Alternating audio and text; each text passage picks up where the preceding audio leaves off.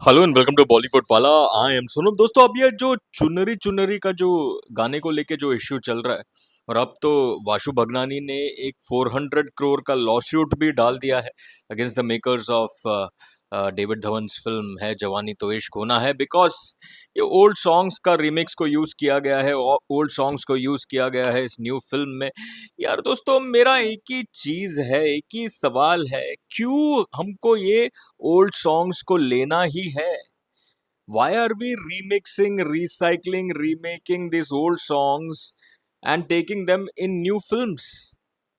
एक नया फिल्म जब आता है वो एक मौका है music directors, film directors, actors, lyricist, writers, for all these people to create something new. Why is Bollywood obsessed with remakes? Why is Bollywood obsessed with remixes? गाने की अगर हम बात करें, स्पेसिफिकली सॉन्ग्स की अगर हम बात करें, why are filmmakers in Bollywood, why is Bollywood so obsessed with remixing and recycling old songs from the 90s, from the 80s? यार ये मेरे को समझ में नहीं आता यार। नया बनाओ ना यार। आप पुराना बनाते हो, पहली बात तो कंपैरिजन होता है, क्योंकि पुराना इतना अच्छा है, पुराने में जो भी एक्टर्स ने जो काम किया वो इतना अच्छा है कि जो नया एक्टर है, जैसे वरुण धवन इसमें हुआ, ओल्डर सॉन्ग में you had Salman and Sushmita, तो उनके साथ कंपैरिजन्स होता है। और कंपैरिजन्स में ऑब्वियसली ओरिजिनल ओरिजिनल है, तो ओरिजिनल को कोई ओवरशैडो नहीं कर सकता है। तो फिर वो कंपैरिजन्स में आप मार खा जाते हो, कंपैरिजन्स में आप पीछे रह जाते हो, number one. Number two, remix भी उतना कुछ टॉप क्वालिटी का होता नहीं है। चलो यार, अगर आपका रीमिक्स इतना धमाकेदार है कि आप बोलोगे भाई ओरिजिनल से बेहतर तो रीमिक्स लग रहा है, लेकिन ऐसा बहुत कम होता है, बहुत कम होता है। और चुनरी चुनरी के केस में that is not even true.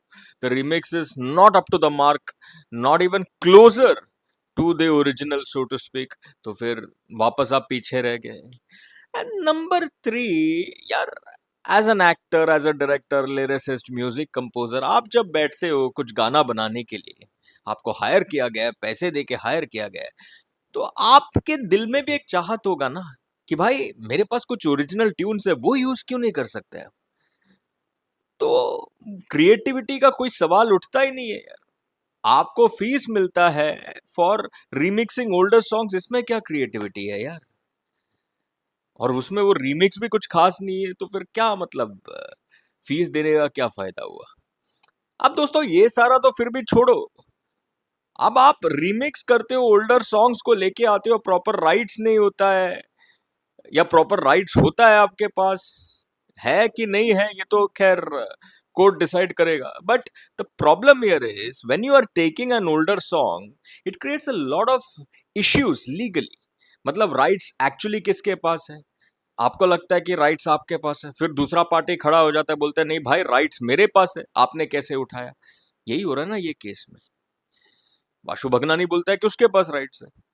The makers of this one है जवानी तो इश्क होना है, दे आर सेइंग उनके पास राइट्स है। अब राइट्स एक्चुअली किसके पास है? तो ये सारा जो झमेला है वो आराम से अवॉइड किया जा सकता है अगर आप कुछ ओरिजिनल क्रिएट करोगे तो। बट ओरिजिनल आपको करना नहीं है, रीमिक्स आपको करना है। तो क्वेश्चन इज सिंपली दिस, ये जो ओल्डर सॉन्ग्स को आप रीमिक्स करके न्यू फिल्म्स में डालते हो, उसका क्या मतलब फायदा होता है? क्या वो सुन के लोग ज्यादा आएंगे? क्या is it attracting a lot of audience? Absolutely not. You are just remixing it for your own joy. But is the remix bringing in more audience? Will the remix bring in the 90s audience? Will the remix bring in the Gen Z audience, the new audience? Absolutely not. Create original songs. That is what will attract more new audience. क्योंकि audience भी like, हम भी audience है। मैंने भी बीवी number one देखा, मैं बोला यार वापस वही ओल्ड सॉन्ग नए फिल्म में सुन के क्या मजा है यार? सलमान भी नहीं, सुष्मिता भी नहीं, ओल्ड सॉन्ग का मजा भी नहीं, तो क्या फायदा है? तो दोस्तों, I think all these issues could have easily been avoided had Bollywood not been obsessed with remixes. As simple as that. दोस्तों, आपका टेक इस पर लेट मी नो। चलिए, टाटा।